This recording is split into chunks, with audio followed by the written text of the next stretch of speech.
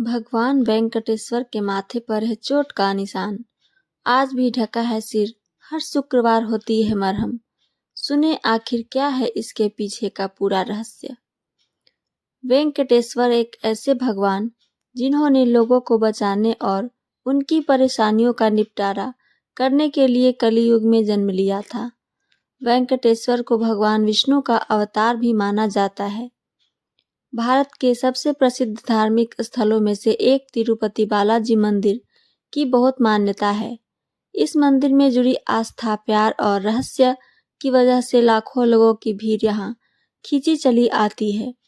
आइए आज हम आपको तिरुपति बालाजी मंदिर से जुड़े कुछ रोचक बातों से रूबरू कराते हैं। वेंकटेश्वर एक ऐसे भगवान हैं जिन्होंने लोगों को बचाने और उनकी परेशानियों का निपटारा करने के लिए कलियुग में जन्म लिया। वेंकटेश्वर को भगवान विष्णु का अवतार भी माना जाता है। कहा जाता है कि भगवान वेंकटेश्वर तब तक रहेंगे जब तक इस पृथ्वी यानी कलियुग का अंत ना हो जाता। लेकिन कलियुग का अंत करेगा कौन? कहते हैं जब जब कलियुग में पाप बढ़ता है उसका अंत होता है और दोबारा एक नए युग का निर्माण होता है।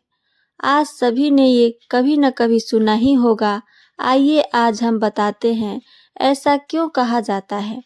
दरअसल जहाँ वेंकटेश्वर को कलियुग में दुख रहता है कि रूप में माना जाता है, वही भगवान विष्णु के दूसरे अवतार कल्कि के बारे में मान्यता है कि उनका जन्म कलियुग को खत्म करने के लिए होगा और धरती पर सब कुछ खत्म हो जाएगा।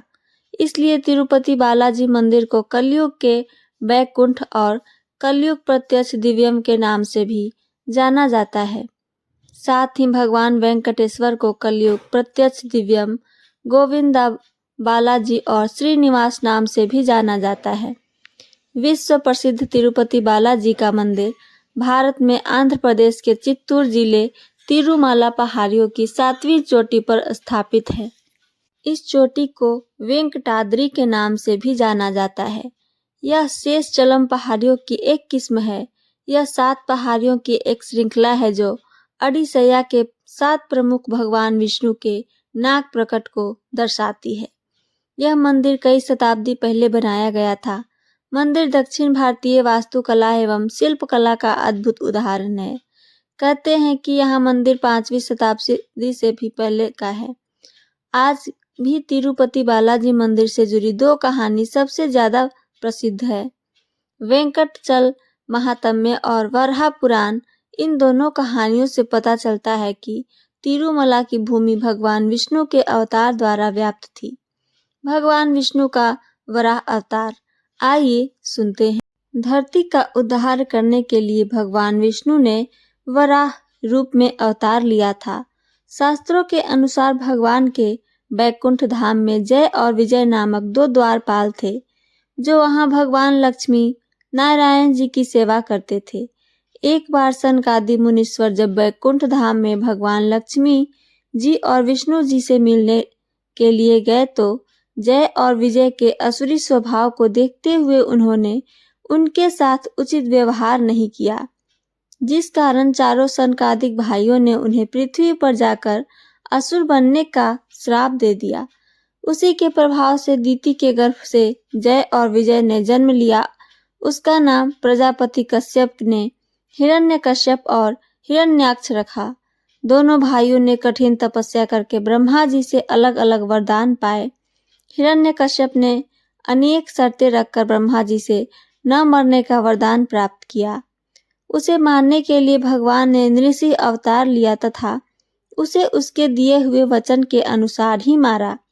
दूसरे भाई हिरण्याक्ष को मारने के लिए भगवान ने वराह अवतार लिया। हिरण्याक्ष ने जब दिग्विजय की तो उसके सारे पृथ्वी को जीत लिया। वह पृथ्वी को उठाकर समुद्र में ले गए थे। पृथ्वी को दैत्य से मुक्ति दिलवाने के लिए भगवान ने वराह अवतार लिया। उन्होंने एक झटके से हिरण्याक्ष को अपनी डांट पर उठा लिया और घुमाकर आकाश में दूर फेंक दिया। आकाश में चक्कर काटकर वह धड़ाम से पृथ्वी पर वराह के पास ही गिर पड़ा। मरणासन हिरण्याक्ष ने देखा कि वह वराह अब वराह न होकर भगवान विष्णु हैं। जब ऋषि भृगु ने विष्णु भगवान के सीने पर मार दी थी तब दी लात। कलयुग की शुरुआत में जब भगवान वराह वैकुंठ चले गए थे, लेकिन ब्रह्मा धरती पर विष्णु भगवान को चाहते थे, जिसके लिए नारद मुनि को कोई युक्ति सोचने के लिए कहा गया। नारद मुनि ने गंगा के तट पर यज्ञ की तैयारी में जुटे। जब बेहतर ब्रह्मांड की खातिर ऋषि मुनियों ने एक यज्ञ शुरू किया था, लेकिन सवाल ये था कि ब्रह्मा, विष्णु और महेश में उस यज्ञ का पुरोहित किसे बनाया जाए। सभी ऋषि मुनियों ने ये जिम्मेदारी भृगु ऋषि को सौंपा, क्योंकि वही देवताओं की परीक्षा देने का साहस कर सकते थे। भृगु ऋषि भगवान ब्रह्मा के पास पहुंचे, लेकिन भगवान ब्रह्मा वीणा की धुन में लीन थे। उन्होंने भृगु ऋषि की तरफ ध्यान ही नहीं दिया। भृगु ऋषि की अगली मंजिल थी महादेव का दरबार, लेकिन उस वक्त भगवान शंकर भी मां पार्वती से बातचीत में खोए हुए थे और उनकी नजर भी भृगु ऋषि पर नहीं पड़ी। ऋषि भृगु की नाराज होकर वहां से चले जाना। अब बारी थी भगवान विष्णु की, जो उस वक्त आराम कर रहे थे। भृगु ऋषि ने वैकुंठ धाम में भगवान विष्णु को कई आवाजें दी, लेकिन भगवान ने कोई जवाब नहीं दिया। गुस्से में आकर भृगु ऋषि ने भगवान विष्णु के सीने पर लात मार दी। इसके बाद भगवान विष्णु ने भृगु ऋषि को गुस्से में आग बबूला होकर देखा तो उनका पैर पकड़ लिया और मालिश करते हुए पूछा कि कहीं आपको चोट तो नहीं लगी। यह देखकर भृगु ऋषि को अपना उत्तर मिल गया और उन्होंने यज्ञ का पुरोहित भगवान विष्णु को बना दिया। जब माता लक्ष्मी ने छोड़ दिया वैकुंठ, आइए सुने और आगे की कथा। भृगु ऋषि के भगवान विष्णु के सीने पर लात मारने पर माता लक्ष्मी नाराज हो गई थी। माता चाहती थी कि भगवान विष्णु भृगु ऋषि को दंड दें, लेकिन विष्णु भगवान ने ऐसा करने से साफ इनकार कर दिया, जिसकी वजह से माता लक्ष्मी ने वैकुंठ छोड़ दिया और तपस्या करने के लिए धरती पर करवीपुर, जिसे अब महाराष्ट्र के कोल्हापुर के नाम से जाना जाता है, उसमें आ गई। जब भगवान विष्णु ने छोड़ दिया था वैकुंठ, माता लक्ष्मी के वैकुंठ से चले जाने के बाद भगवान विष्णु भी उन्हें ढूंढने के लिए वैकुंठ छोड़कर धरती पर आ गए। उन्होंने माता को जंगलों और पहाड़ियों पर ढूंढा, लेकिन माता लक्ष्मी कहीं नहीं मिली। बाद में भगवान विष्णु एक पहाड़ी पर रहने लगे, जिसे आज वेंकटाद्रि के नाम से जाना जाता है। जब ब्रह्मा बने गाय और भगवान शिव बने बछड़ा। सुने आगे की कहानी। माता लक्ष्मी को ढूंढने के लिए भगवान विष्णु की मदद करने के लिए ब्रह्मा जी और शिव जी ने गाय और बछड़े का रूप धारण कर धरती पर पहुंचे। यह गाय चोल वंश के राजा के पास थी, लेकिन एक रोज उस गाय ने दूध देना बंद कर दिया। पौराणिक कहानियों के मुताबिक वो गाय एक पहाड़ी पर जाकर अपना सारा दूध भगवान विष्णु को पिला देती थी। कैसे आया भगवान वेंकटेश्वर के माथे पर चोट का निशान? आइए जानिए ये पूरा रहस्य। गाय के दूध न देने पर रानी का गुस्सा फूट पड़ा। उसने एक संतरी को गाय पर नजर रखने को कहा। संतरी ने सब कुछ देख लिया और गुस्से में आकर उसने गाय की तरफ कुल्हाड़ी फेंकी, लेकिन तभी भगवान विष्णु प्रकट हुए और वह कुल्हाड़ी उनके माथे पर लगी। कुल्हाड़ी से लगी उस चोट का निशान आज भी भगवान वेंकटेश्वर की मूर्तियों में कायम है।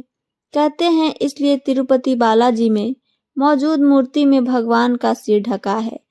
आज भी हर शुक्रवार को बाकायदा मरहम के जरिए भगवान का उपचार करने का परंपरा वहां कायम है। सुने और कहानी। भगवान विष्णु ने दिया श्राप। भगवान विष्णु को संतरी की कुल्हाड़ी लगने के बाद इस करतूत पर भगवान विष्णु ने राजा को श्राप दिया, लेकिन माफी मांगने के बाद भगवान ने राजा को माफी कर दिया और एक वरदान दिया कि अगले जन्म में अक्सा के राजा के रूप में पैदा होगा। उसकी एक पुत्री होगी जिसका नाम होगा पद्मावती, और राजा को पद्मावती की शादी वेंकटेश्वर से करानी होगी। तो ये थी मेरी आज की कहानी। मेरी कहानी आप सबको पसंद आई हो तो चैनल को सब्सक्राइब और वीडियो को लाइक करना ना भूलें। साथ साथ अपना कमेंट करके ज़रूर बताएं। सुनने के लिए धन्यवाद। जय श्री कृष्ण। हर हर महादेव।